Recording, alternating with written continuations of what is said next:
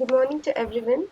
Before going ahead, I would like to extend a warm welcome to our today's honorable speaker, Dr. S.S. Desai ma'am, and also thank you everyone for joining us here. Hope you all are safe and secured at your home or respective places.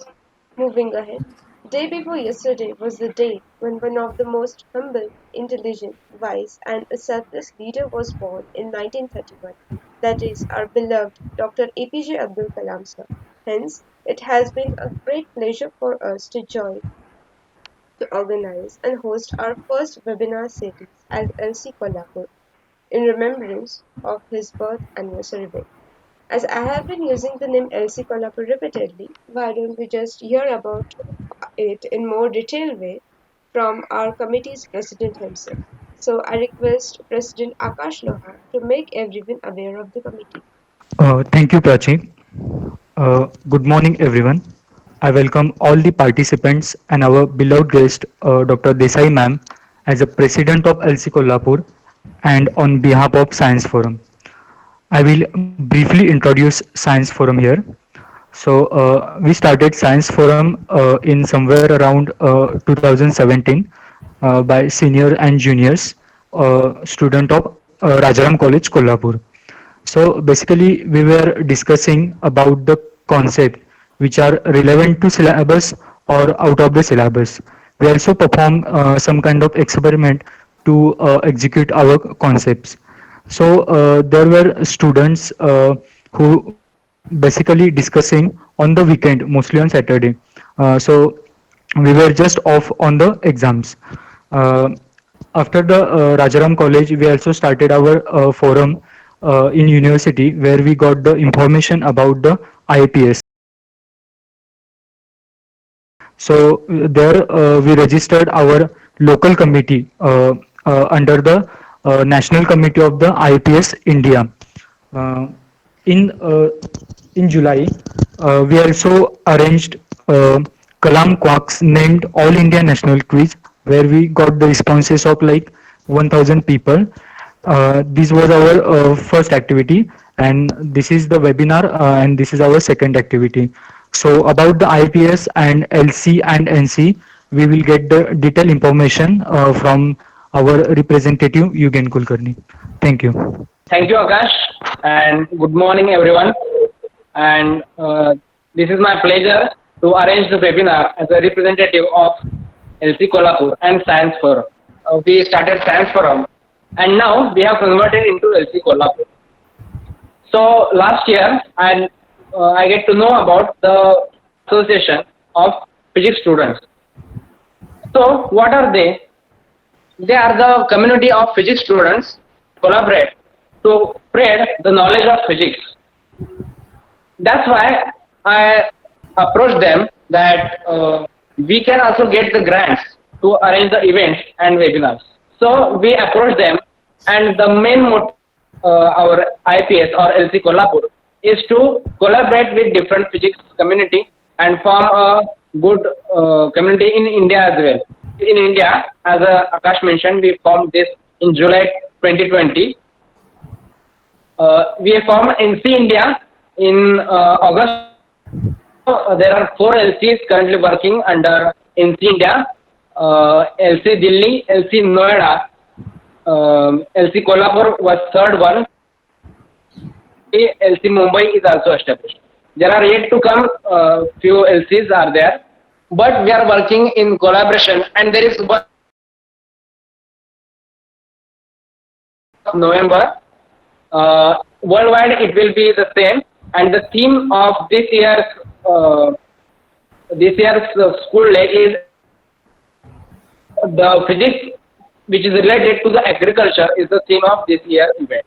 So I stop here with this and IPS. I would like to ask Dhanashri to please introduce the today's resource person. Thank you. Thank you again, sir. Good morning, everyone. Welcome once again. I am Dhanasri. It's my proud privilege to introduce Dr. Shraddha Desai ma'am for today's special lecture. She is currently working as a scientific officer F at Bhabha Atomic Research Center, Mumbai. In 1986, she has completed her BSc from Sri Prancham Khemraj College, Sawantwadi. After that, in 1988, joined BARC, Mumbai. She received her master's degree in 1989 in Physics Electronics from Institute of Science, Mumbai.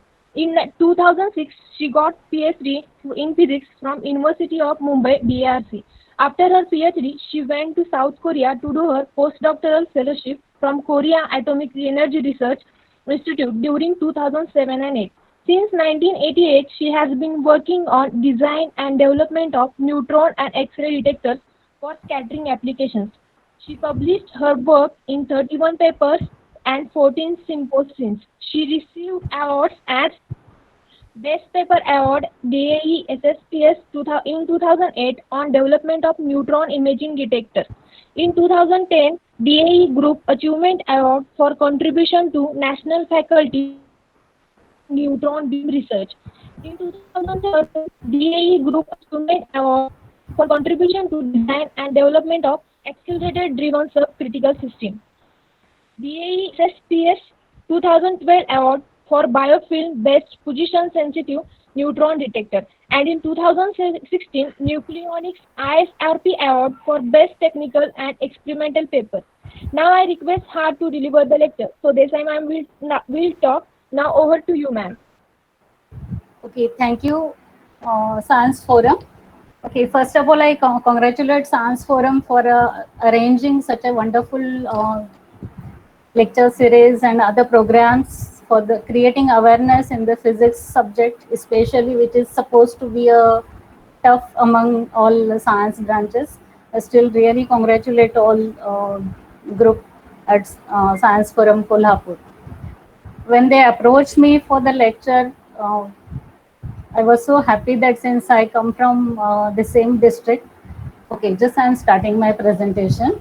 So if you have any doubt, I'm not used to teaching students as such. So whenever you feel I'm a bit fast, so please stop me and let me explain what it means. Okay, so the topic which I have selected today is the passion for science and innovations.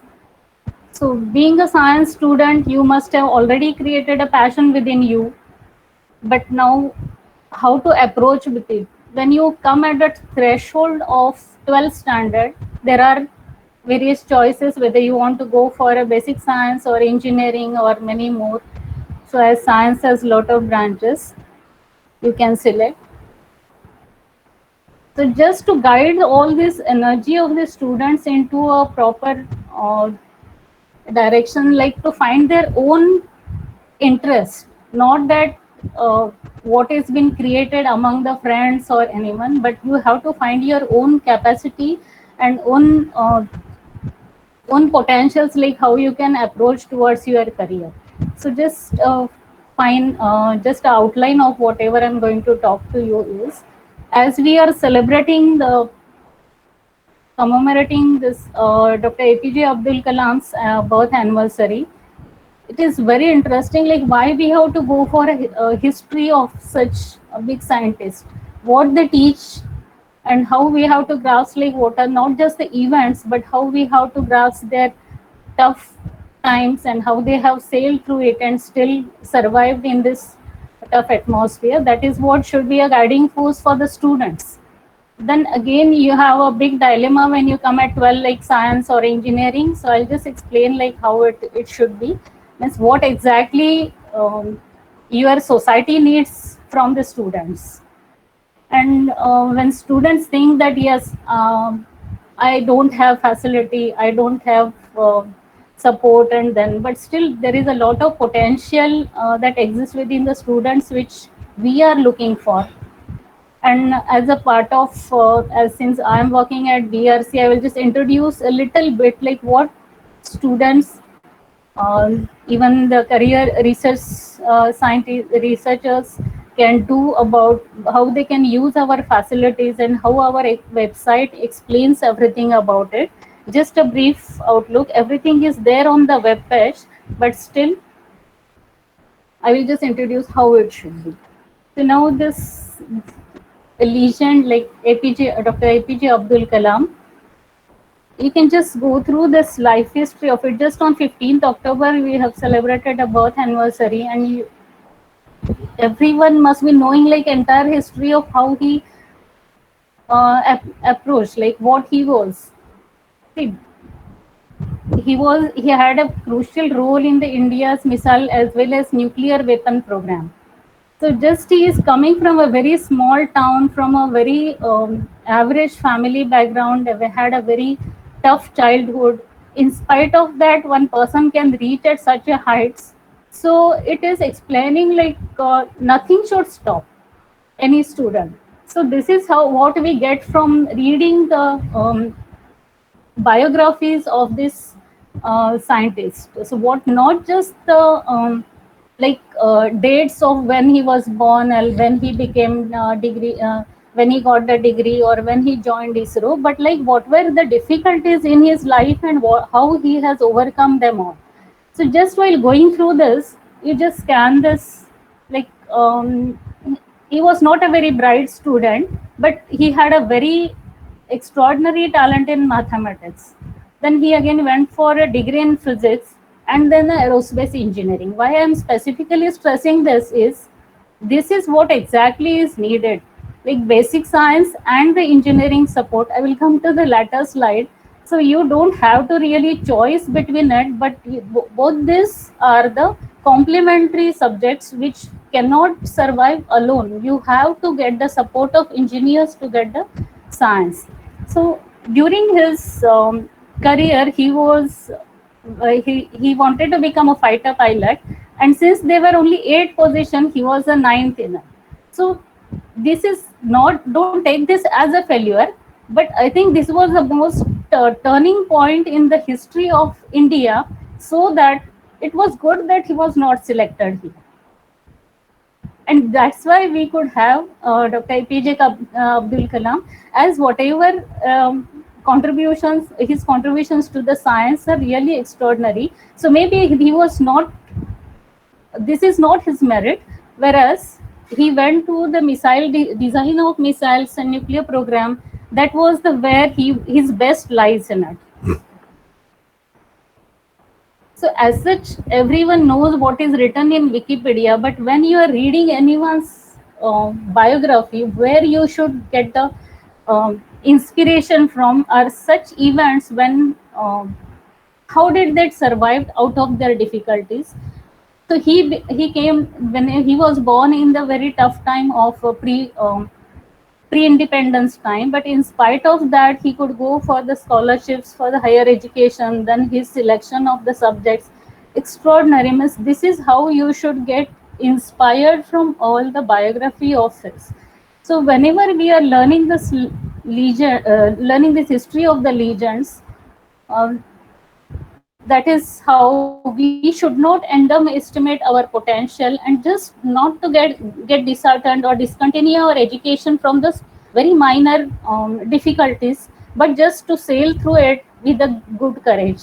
And that is what is needed for the today's students. Like I feel this, if you just read 1 or 2 books every time, at least once in a month you read one biography, everything is available in Wikipedia, but still you have to not just read as information, but just grasp them as your molding characteristics.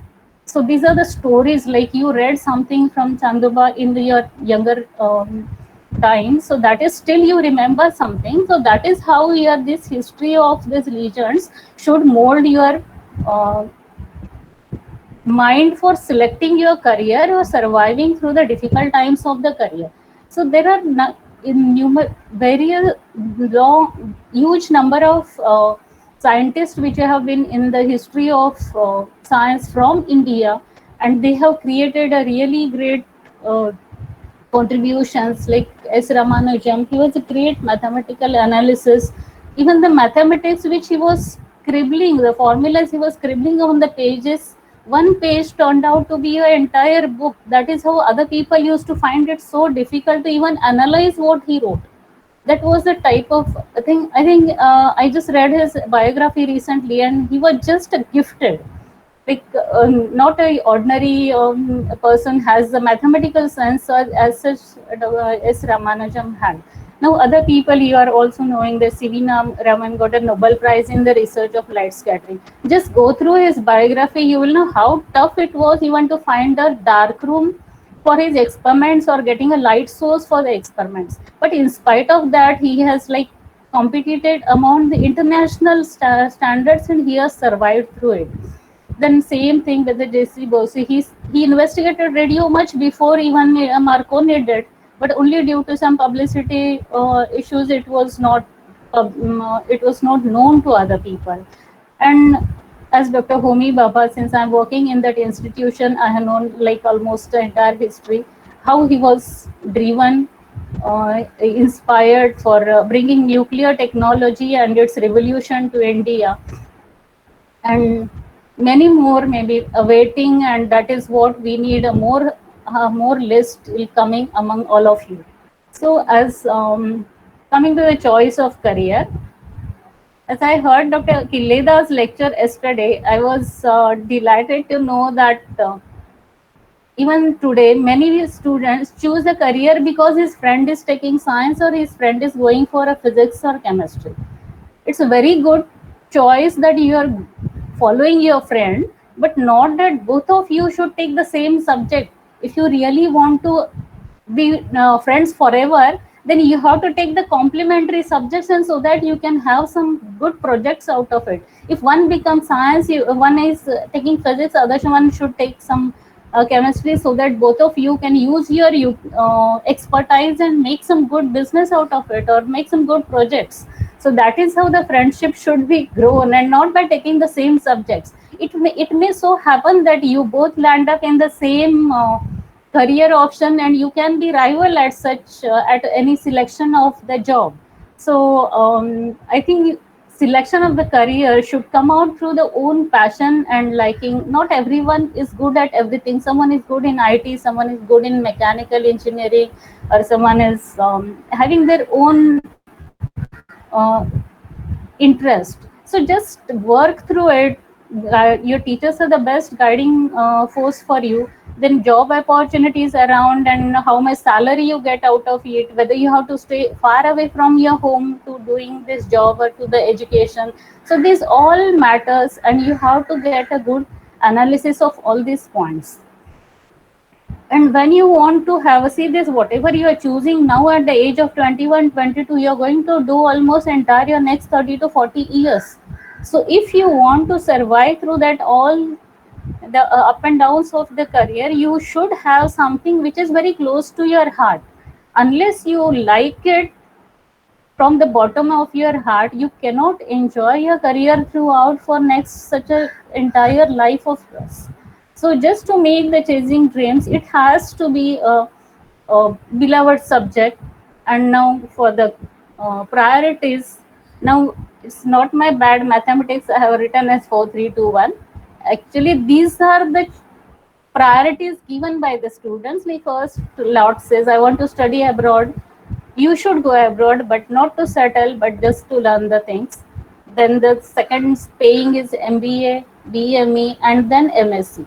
But as such, if you would like to really give some what society expects out of you for the sustainable development, it should be exactly in the reverse direction.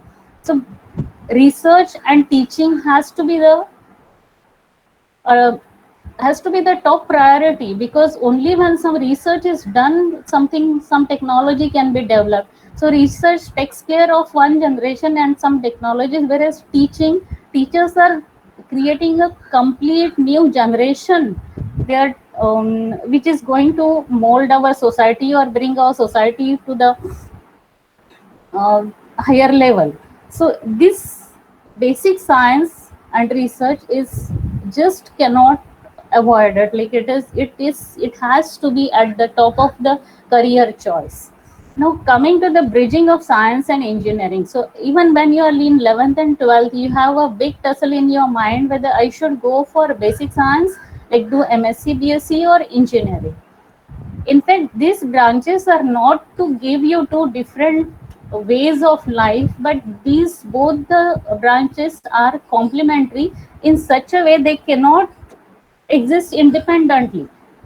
So just for this examples, I am telling how science supports engineering and engineering brings the things till the use of the society. So these are like a part of a chain which you cannot have independent loops at all.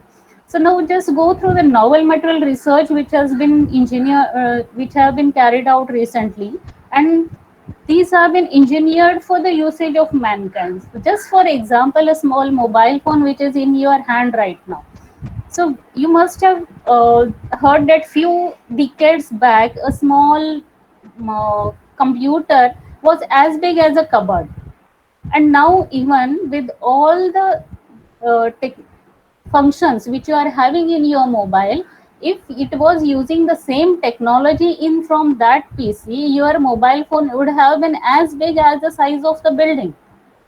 And that all the credit goes to the basic research for the lipid crystals, nanotechnology, and even that research would have remained in the laboratory or in the papers, but the engineers have worked on it to bring it to the application. So like now you will get an idea like how scientists and engineers are so much complementary to each other to get a final product. Now we are going for now we are seeing like even medical diagnostic have improved so much. You can just have a sonography, MRI, PET scan, and everything comes out. Everything is visible from within the body, and all diseases can be identified within no time. So all this revolution in the superconducting magnets have decided like how MRI machine or CT scan machines can be or design. So finally, scientists researched something and engineers had made a very good modules out of it. So now coming to the carbon nanotubes, a very just within last few weeks, one of our colleague got a Bhatnagar Award for a bulletproof jackets, a very lightweight but strong bulletproof jacket.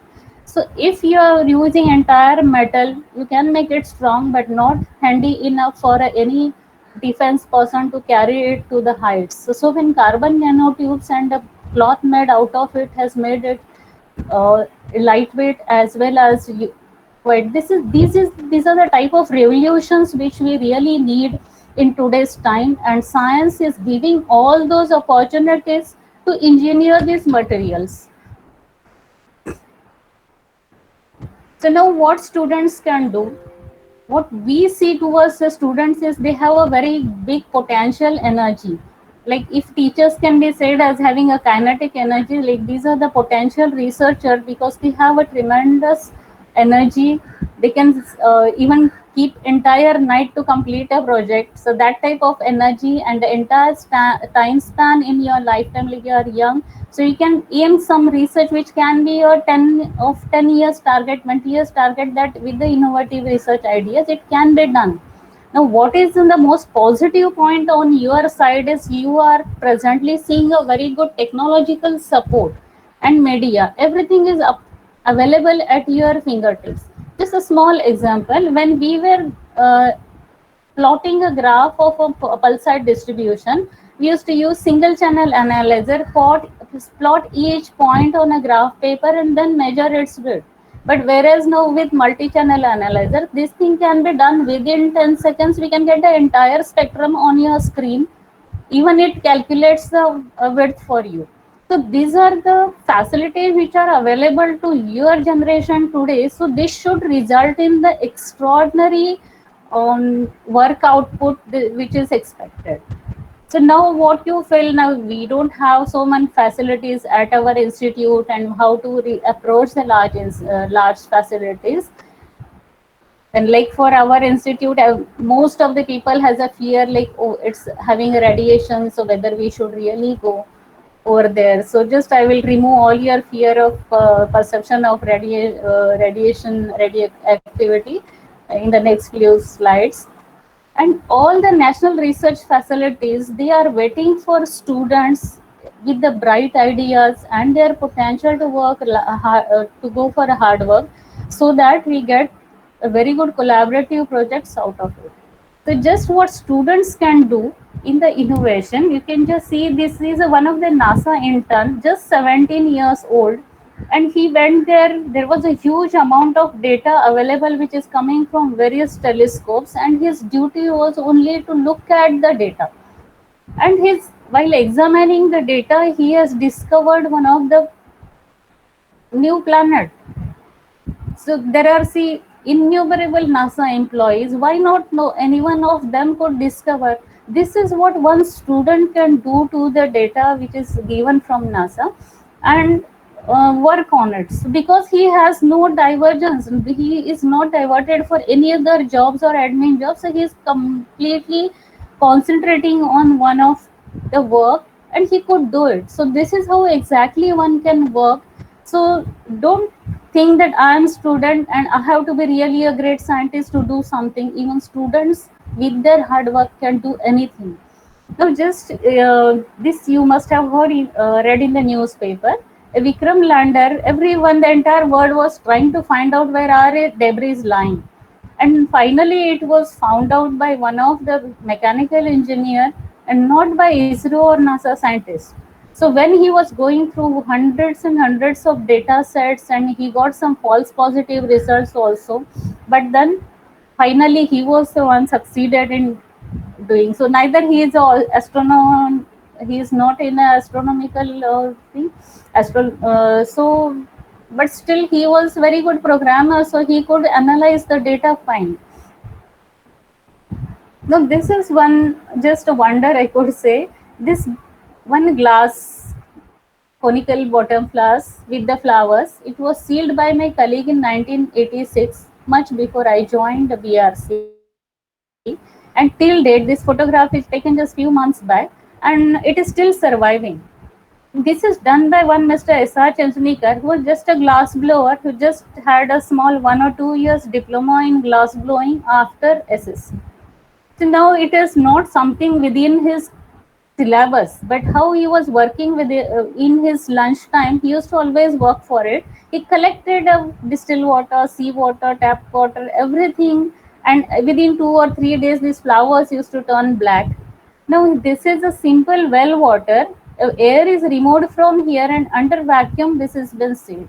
So till for last almost 34 years, these flowers are surviving very well. Now you will see why they are not floating on the water. Usually flowers should float, but now they are just fixed in the small stainless steel nut at the bottom. That is another idea. Say how artistically science and arts can combine. So till date, these flowers with their stem are stuck in the small nut, and they are still standing proudly. This person used to develop neon lasers made out of glass tubes, and these were used for a physics experiment. This was like a substitute to the imported lasers. So this is how you don't need even, this is like inspiration how you can do. For that it doesn't need even any degree or very high-ended laboratories. So I take this opportunity to introduce my institution where I'm working with. This is at Mumbai, and this is a 50% of the campus. You must be very much aware of this Cyrus building. This next to it is Dhruva, and we are this was found by Dr. Homi Bhabha. So this was Dr. Homi Bhabha's dream to bring a nuclear technology to India, to bring nuclear power system and clean power, nuclear energy to India. So how now? Just you have. It's better that if you also go through his biography. See, he was a student of a mechanical engineer. He was studying across in the foreign, but he had a deep interest in physics. So, in spite of doing engineering, he was finally after at Cambridge he worked with Dr. Neil Bohr, and he was doing physics as well as engineering, like structuring of the cloud chambers is what many other products which he has done. In 1931 was when the neutron was discovered, and that is the time when he was around all these big scientists. So he was well driven with the use of neutron, nuclear fusion, and its all the potentials how it can be used. But when he was back in 1939 to India for a vacation, now I would like find the analogy like the way Dr. APJ Abdul Kalam could not get selected for the fighter pilot. Now here is what anyway he was going to come back to India, but this is the World War II brought him earlier, and this is how he has worked on his dream to make a nuclear energy power program at earlier. So he's initially started working at IIT Bangalore with another Nobel laureate, and then of course he was from quite a royal family, and he got a full support also, because his proposals were that strong that he could form all these institutions within no time. So what his dream was to make India self-reliant for power using a nuclear power. And this Apsara was the first first Asian research reactor, which was formulated in 1956. It went critical, and only after his sad demise, this institution was named as Bhabha Atomic Research Center. So this is the picture you must have. This is quite a popular picture. You must have had this in your textbooks also. So this is a Cyrus reactor, and these are research reactor, not the one which we use for power production. But here in the research reactor, neutron beams are used for the research. So our entire campus is really beautiful, and it really takes care that you get a very peaceful surrounding for a research. And since you must have not visited, so I'm just showing few glimpses of it. This is the administrative building, and besides it there is a huge library which you can get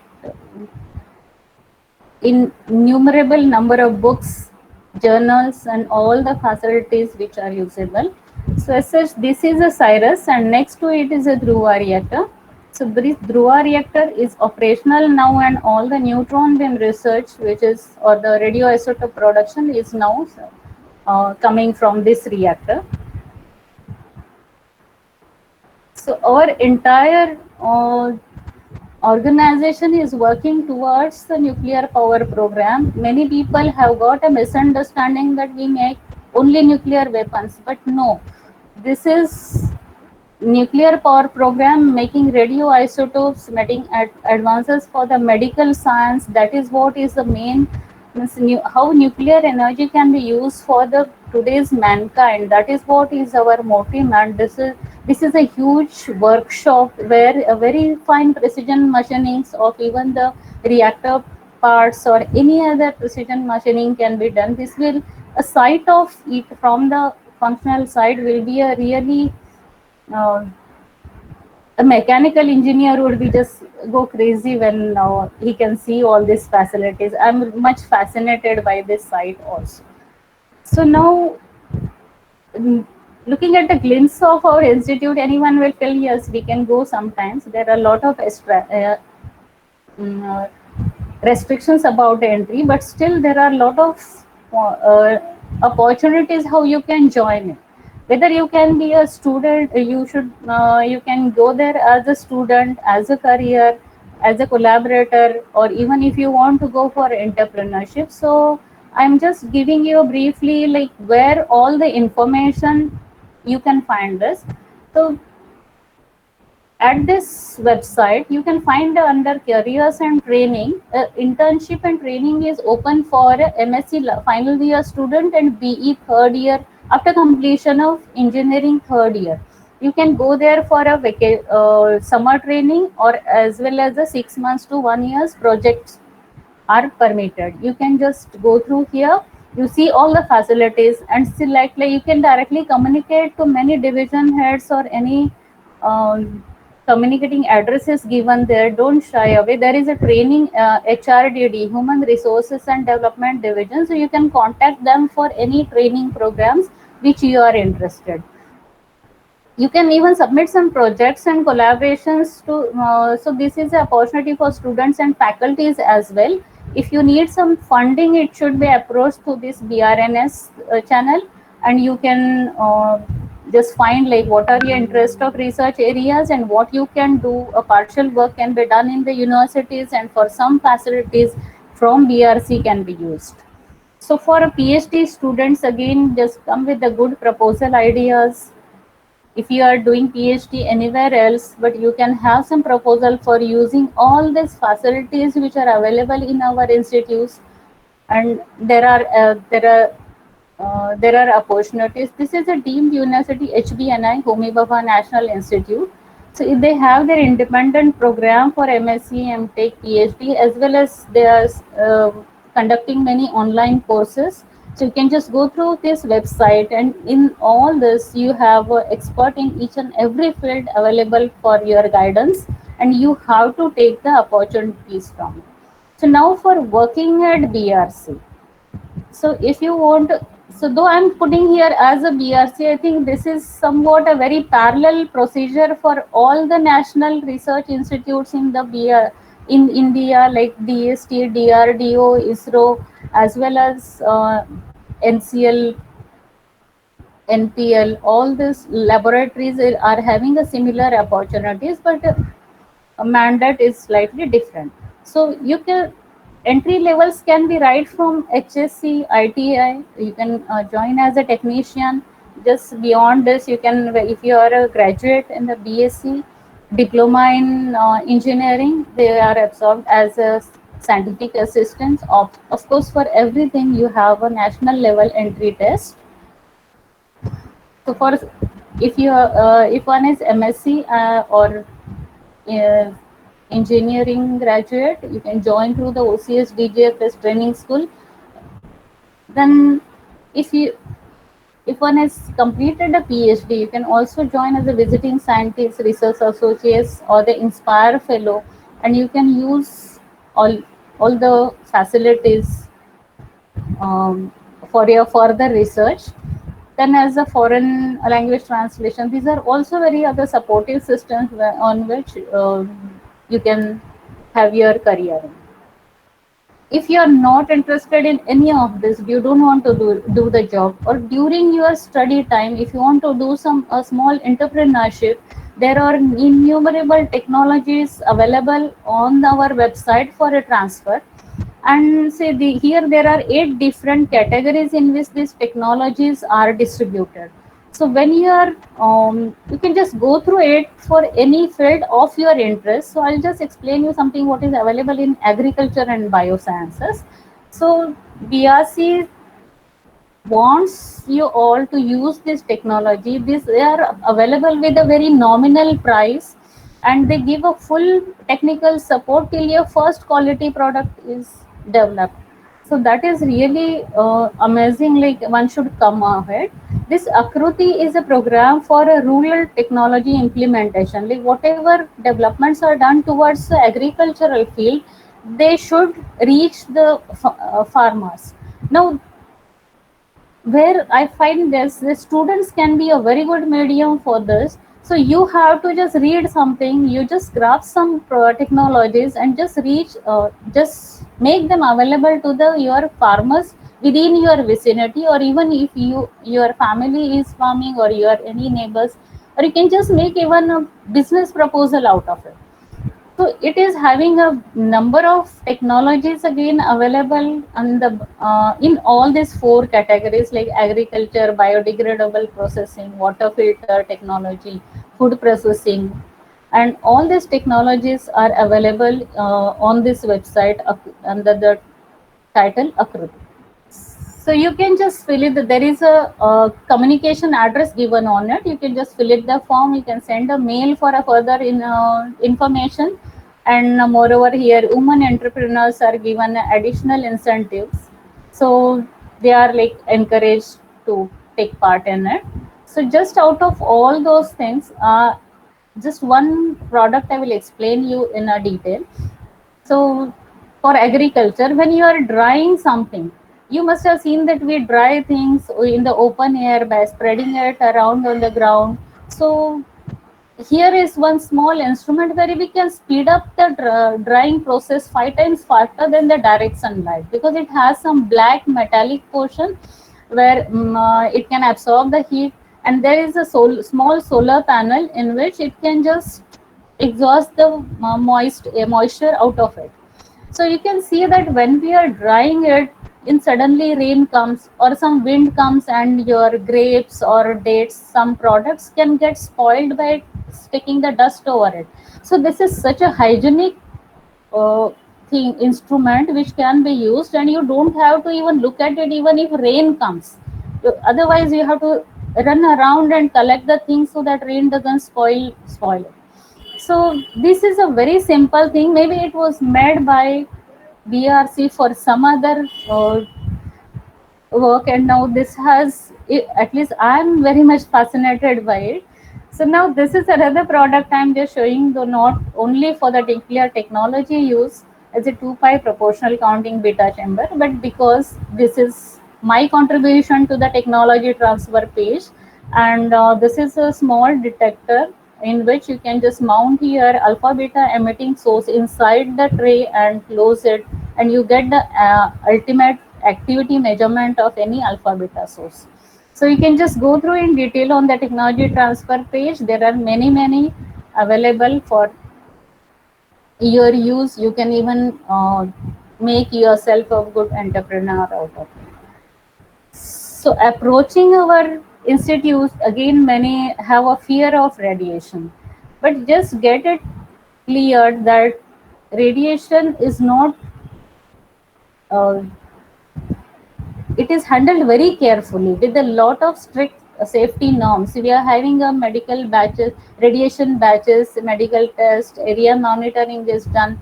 Any radioactive source which is available for experiments, it is kept with the utmost care, and there is no unnecessary background faced by any of the persons working around in the institute, as well as around, even we work in the reactor hall, but then still it is in the much safety limits. So you don't have to fear like radiations can be dangerous. So now I'll just give you a brief account of how nuclear energy and nuclear fission, so when we are burning a coal, nearly 15,000 tons of the coal can be burned to get the same amount of energy which can be emitted from, which can be obtained from 1 kg of uranium. So can you imagine the amount of carbon dioxide released by this generation? And here there is absolutely no uh, emittive other pollution gases or any other pollutants, but it is just a clean energy coming out of a steam generators. So reactors are of the two types. Like this fission reaction is used for either for a research reactors or for the power reactor. So in the research reactor, the same fuel is used with a controlled manner only to get the neutron beam out of it, so that this neutron beam can be used for this experiment, basic research experiments, material studies, and all the things which I told you, like basic research for producing isotopes and other applications, whereas power reactors are used only for electricity generation. So you must have seen such pictures many times, but these are just the steam chimneys. So these are the power reactor picture. So how exactly the power is generated? When you have this fuel rods of radioactive material present inside, these are the control rods for starting on and off the reactor. So when one fission takes place, a tremendous amount of energy which is released from the nucleus of this fissionable material, and this energy is trapped by passing this coolant water over here. So it converts into the steam, and this steam runs the um,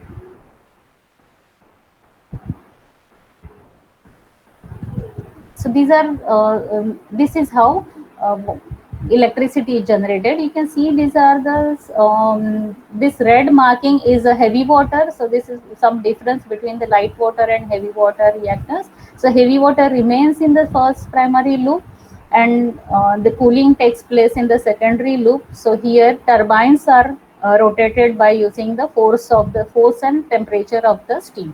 So this is how the electricity is generated, and this is only part which you see out for the these are the cooling turbines. This is the inside picture of Apsara. This is the first Asian research reactor, and I happened to join this reactor when I joined BRC. So we were using a few of the neutron beams for testing our detectors. So just go. This is a symbolic picture. This when your fuel is loaded inside the swimming pool type of reactor. The Cherenkov radiation makes the everything entire hall such a beautifully glowing at glow is seen. Just look at the timeline. There's some decision about making a research reactor was done, and finally it was even went critical within just 1.5 year, less than 1.5 year. Even in nowadays time, we cannot make one building in small residential building in such a timeline. So how crazy and how inspiration driven the people were. The entire team which Dr. Homi Bhabha had was just working day and night over their dreams. So this is how it should be. Radiations are not only used for making weapons, or it has a many peaceful uses, and that is what our entire department is working on. So it should be of any facility should be working further towards betterment of the society. So it is used for a basic science research and a material research. As we are getting a neutron beam out of the reactor, you can study many materials, its high pressure properties, high temperature properties, so that they can be used for advanced technology.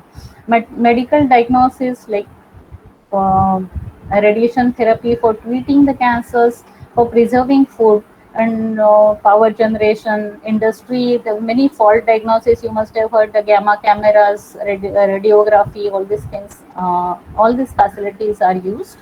This is a small picture. This you know that X-ray is also having a X-ray and getting some identifying a broken bone within it is also a use of radiation, but we are not having fear about it, but we have a fear in entering BRC. So another thing is MRI, CT scan, these all involve the radiation for the treatment of thyroid cancer.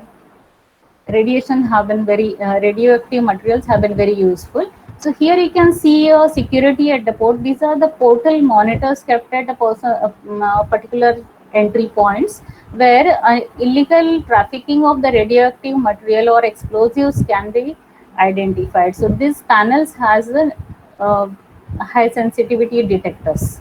Now this is for the basic picture. This picture shows a very small X-ray diffractometer where a X-ray tube is over there. You get a X-ray beam. It falls over the material or a sample, and the scattered intensities are studied in this fashion to get the atomic structures or atomic model. Here, this is a oil well logging system. It is used by ONGC. So when something you want to find the level of oils within the oil well, you just send a source as well as a neutron detector. When it is separated by either oil, clay, water, its density and neutron absorption changes. So this is how it is identified, like at what level oil is available, at what level clay is available. So the draining is done using this monitors. So another very important function which is carried out at a research reactors is making of radioisotopes. Making the radioisotopes for a various use. Iodine 131, you know, it is for the thyroid disorders. It is many other isotopes are used for the terminally ill patients, like as a pain relief or for the uh, detection. So here is how just to show you example of how carefully it is done. Handling of isotopes is done through a hot cell where radioactive material is kept inside. A person operates it through a remote handling from keeping himself away from the radioactive material. So this is how care is taken, and all advanced instruments are used for keeping them safe. So just I'll skip this. It is just in detail about other medical imaging. So PET scanning and other simple sugars are being introduced within the saline, and just when they emit, when they reach at particular cancerous or tumor points, they can be very well detected at what point the tumor is lying. And even I will not go into detail because I'm not a medical person. So just how the cancer is treated by keeping the utmost care is taken that sort any healthy tissues should not be damaged. So that is the challenge which is uh, many scientists are working on. So now another application of radiation is sterilization, radiation sterilization. You can see the all the medical equipments like cotton dressing, drugs or other syringes, disposable syringes, which cannot be boiled and by other heat treatment they may disintegrate. So this is a cold sterilization taken place. Just they are passed through the in field gamma radiation field and they are well safe to use uh, for the medical purpose. Now this is a role of radiations in the agriculture. So just to, by causing inducing the mutations, you can increase the yield. So if you are getting a 1 kg out of a small one quantity of seeds, the yield can be increased to 2 to 3 times by all the studies over the seeds by causing mutations is been done. So there are various number of seed varieties been tried. We have this they are taking care, help of other agriculture farmers to actually see how this yield, how the seeds are surviving in the general atmosphere. So this is where this is how this agriculture is supported by radiation. Now when whatever has been cultivated, how to take care of it? If there are a few things which are getting spoiled before it reaches the market, then it is as good as it was not cultivated at all, and it's a big loss to the farmers. So now this plays a very important role, like by irradiating some food. You must have heard about the mango and lychee, onions, all this. If they are irradiated, they will if their normal lifetime is 4 to 5 days, they will survive for almost 3 to 4 weeks, and during that time it can reach the market. It can survive through entire distribution processor. So this is how is a big advantage coming from radiation field. So this in commercial facilities are available at few places, but I think it should still encourage people by bringing away by they have a misunderstanding that okay, irradiated food is not safe, it can give radiation, but it is not at all that way. Irradiated food is 100% safe, and we all um, have seen it. In fact, some of the import restrictions are that they should have irradiated irradiation facilities, otherwise they will get spoiled till they reach some foreign countries. So now there is a quite advantage in the water technology, the desalination. You can turn the sea water into a drinkable water, that is without using any electricity, by using isotope hydrology techniques. Now carbon dating is, I'm just including because it's a interesting topic. You must have heard like dinosaurs are from so many thousand years old, and so how these dates are derived. So they are derived by by taking a small sample out of it, because when person stops like uh, animal or plants, when they stop breathing, their carbon 14 to carbon 12 ratio starts changing.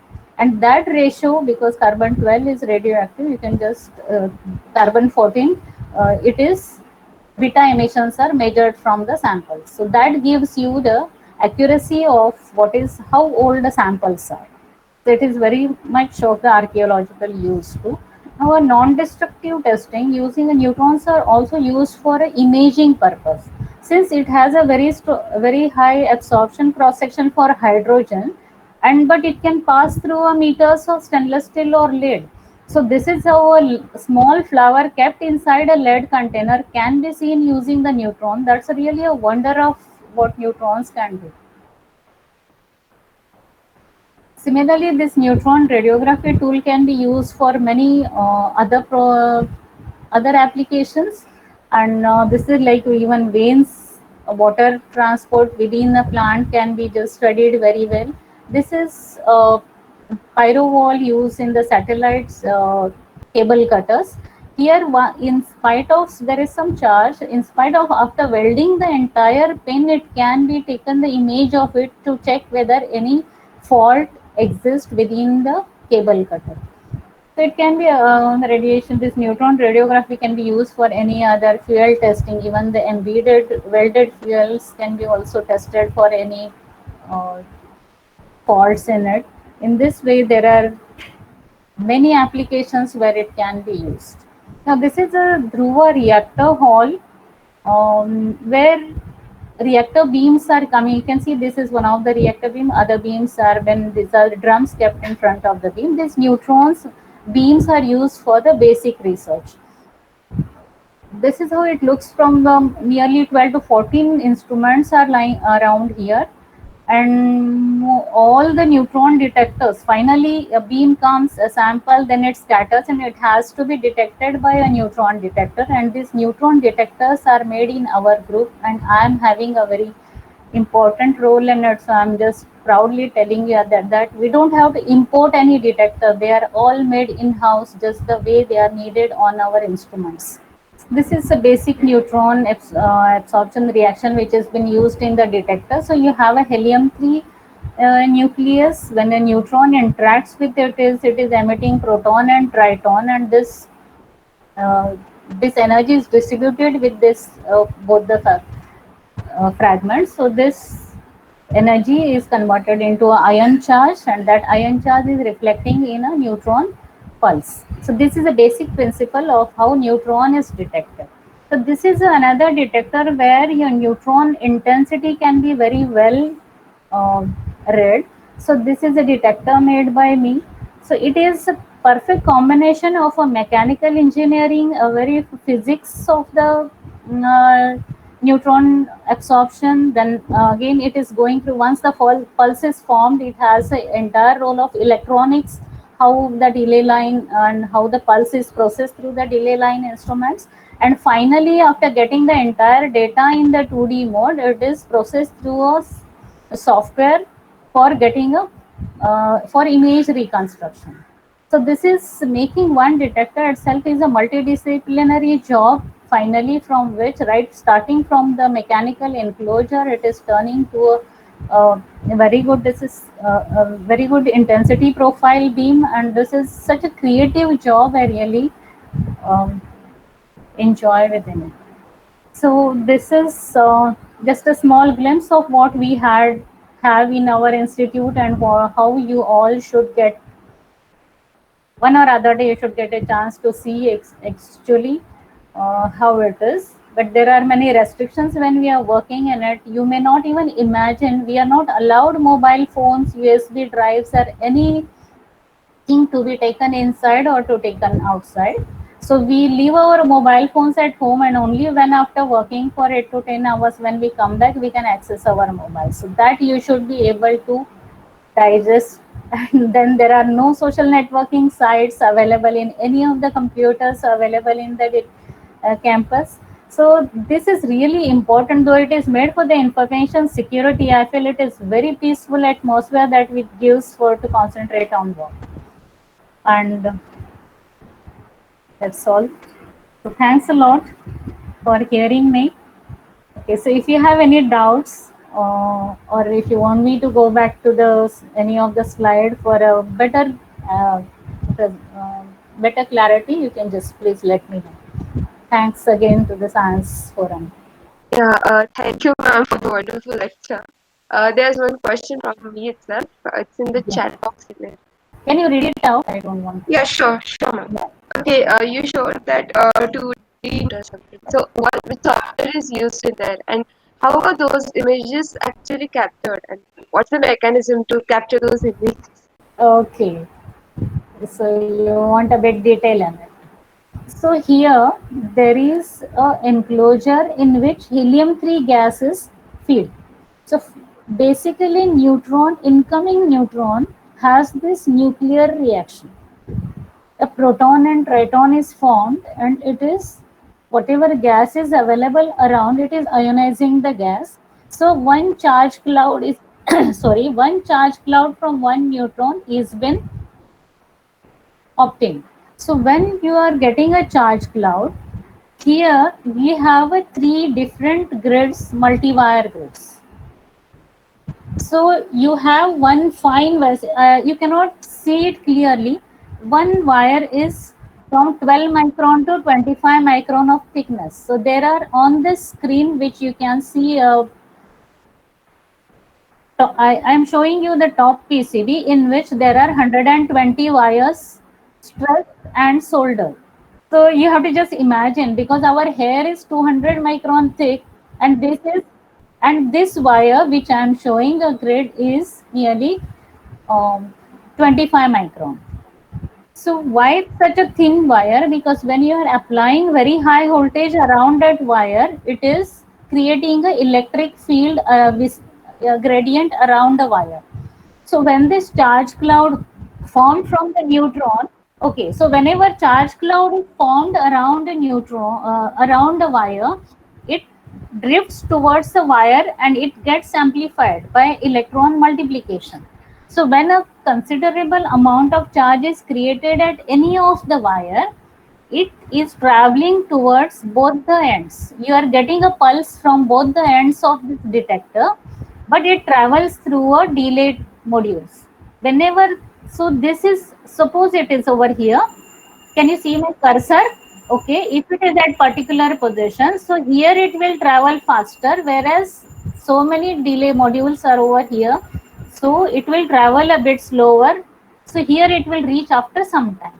And this time of arrival difference is contributing to the positions. It is calibrated that way. So if here it reaches in 10 nanoseconds and another one is reaching in 20 nanoseconds, whereas your 10 centimeter complete module is of the 30 nanoseconds data difference. So you can clearly measure that 30 nanoseconds is contributing to 10 centimeters. So your arrival point is somewhere at the 3.2 or 3.3 centimeters away from the one edge. So that reconstructs that both the pulses are then treated with the electronics module through a CFTD and time to digital converter module, so that you get the voltage pulse which is equivalent to the timing difference. So when you are getting that pulse here at that particular position of 3 by 3 centimeter, it creates one neutron, one event. And whenever these events are overlapping, suppose this is the data collected for 60 seconds. So at that 60 seconds time, as many neutrons are arriving here, are being creating one positions on this module. And finally, this position data is obtained in a 64 by 64 matrix. And it is just matrix, it is plotting through the origin 8.5 program. It is showing position versus the intensity of neutron. Okay. Yeah. So now this is a 5 centimeter by 5 centimeter big beam, whereas this is a 3 centimeter by 3 millimeter of the collimated beam. So this similar beam, when you are collimating for your use, just enough for your sample to be irradiated, then you are collimating, and now this peak helps you, like where exactly you should put your position your sample. It should be in the high intensity area. So this is how it has been helpful. So if this peak is not coming, if it is showing some flaring, it means your collimation is not good. So you have to work on your lead sheet or a cadmium collimator which we are using for the experiment. So this is how it is showing neutron, detecting neutron as well as the position of neutron. Okay. And it is that too in the 2D mode.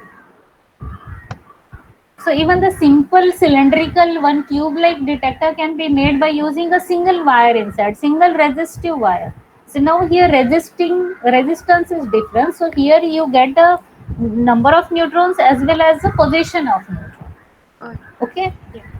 Could you understand little bit? Yes, ma'am. Yes, ma'am. Okay. Okay. Okay. Anything else?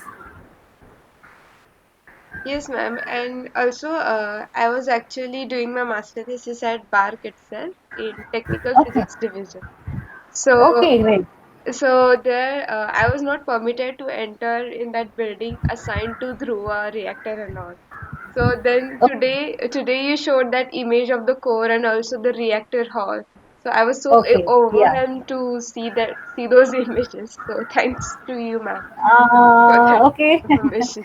In fact, it is not that difficult. You need a procedure to follow, like how students can enter there, and not all the times they are allowed, but through your guide or through your division head, I think a small time is permitted for visits for students, though not for doing experiments. But you can see this facility surely. Now there is like no restriction for students. Okay, Even this project trainees who are visiting can have a look at it. okay. Okay. Any other question? Was I too fast? No, ma'am, it was fine. Okay. Okay. Are there more questions? Okay, then thanks a lot for attending, and I hope I could just convey what I wanted to. If you need any clarification, I have given my email in the first slide, so you can approach me anytime if you want any clarification from my side, whatever is possible, I will help you. Okay, I thank you. guess I guess there are not more questions. So Okay. I request Prasad to give a vote of thanks. Okay. Hello, myself Prasad Gulami, in the collaboration with International Association of Physics Students, LC Kolhapur and Science Forum Kolhapur, we are arranged webinar series from yesterday, and for today we have invited Dr. S.S. Desai ma'am from BRC Mumbai. I want to say thank you for this inspiring and valuable words and your time, ma'am. Also, I want to say thank you, Dr. Patankar ma'am, for supporting us to arrange this webinar. Also, I thank you so much everyone for have been joined by various methods and ways. Lastly, I want to say thank you each and every member of LC Kolhapur for organizing this event. On this happy note, I'm very happy to say the webinar is over, and thank you so much. Thank you.